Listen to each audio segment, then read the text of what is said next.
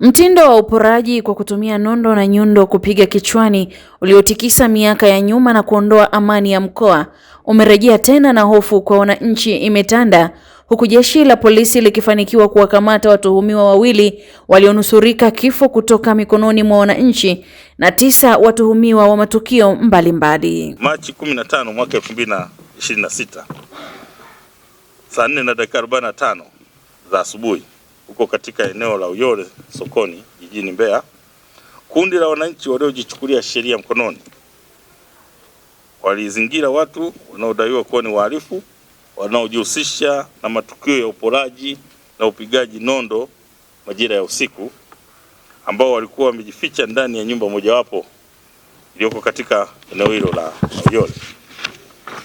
Kufuatia tukio hilo, jeshi la polisi mkoa wa Mbeya kupitia askari wa kikosi maalum cha kuzuia na kupambana na matukio ya uhalifu walifika eneo hilo na kukuta kundi la wananchi wakiwashambulia watuhumiwa hao kwa kutumia mawe pamoja na silaha za jadi.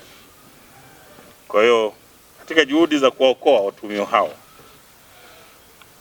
wananchi walianza kuwarushia askari mawe ili wasiwafikie au wahalifu kwa ajili ya kuwaokoa, lakini kutokana na umahiri uliopo katika kushughulikia makosa haya, askari wetu waliweza kufanikiwa kuwaokoa jumla ya watuhumiwa 6 kutoka mikononi mwa hao wananchi waliokuwa na hasira, na katika kuwaokoa waliweza kuwakimbiza katika hospitali ya rufaa ya mkoa wa Mbeya kwa ajili ya kupata matibabu, kwa sababu kwa kipindi hicho walikuwa wamejeruhiwa sehemu mbalimbali za miili yao. Kwa hiyo wakati wanafikishwa hospitalini, kati ya wale watuhumiwa 6 waliokamatwa au waliookolewa kutoka kwenye kundi la wananchi, 4 walifariki dunia wakiwa wanapatiwa matibabu katika hospitali, na waliofariki wakiwa wanapatiwa matibabu ni Eric Nasoro maarufu Eric Mandampo, huyu ana umri wa miaka 20, ni mkazi wa Uyole. Wa pili ni Meshaki Joseph, jina maarufu ni Scofield, huyu naye ana umri wa miaka 20, naye ni mkazi wa Uyole. Wa tatu ni Abdalla Goliamu, naye jina lake maarufu anaitwa Dula na umri wa miaka 20 na ni mkazi wa Sakarani.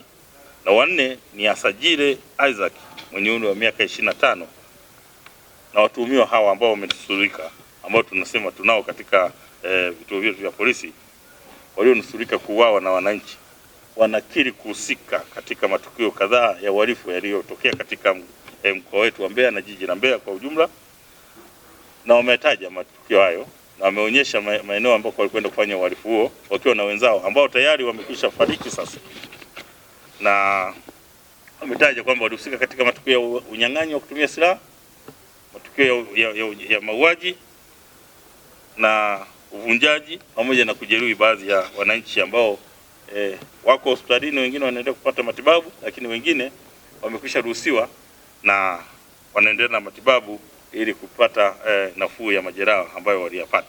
Na baadhi ya wananchi walionusurika vifo baada ya kuvamiwa na kupigwa nondo na kubaki wanauguza majeraha, akiwamo ofisa wa jeshi la magereza, wameeleza hali ilivyokuwa. Nyumba tu alafu kuna barabara hapo yaani umetoka kama nyumba ya kwanza, ya pili, ya tatu. Ghafla tu nikakuta kuna vijana 3 mbele yangu, kati mimi tu ananiona nazungumza habari ya mpira kwanza. Walivyoona tu mauele kwanza, mechi ya leo. Sasa nikajua kwa sababu kuna mpira, ngoja basi na wenyewe, kwa sababu napita basi akili yote ikawa imekushama kwamba kuna vibaka. Nikaona na hao wametoka kuangalia mpira, acha mpishane. Yaani hata sekunde sikuchukua ndani ya dakika, yaani tumepishana mmoja tu katika wale 3, mpishana mmoja tu. Nikashangaa niko chini. Nilivamiwa, nilikuwa nimelala nyumbani, jamaa akaiba baadhi ya vitu na kunijeruhi. Nikiwa na mke wangu kwenye majira ya saa 3:30 usiku, tukiingia nyumbani kwetu, tulivamiwa na watu wasiojulikana ambao waliweza kutupora vitu mbalimbali, ikiwemo kompyuta mpakato, fedha, simu na nyaraka mbalimbali kama vile vitambulisho. Na katika tukio hilo pia walitujeruhi.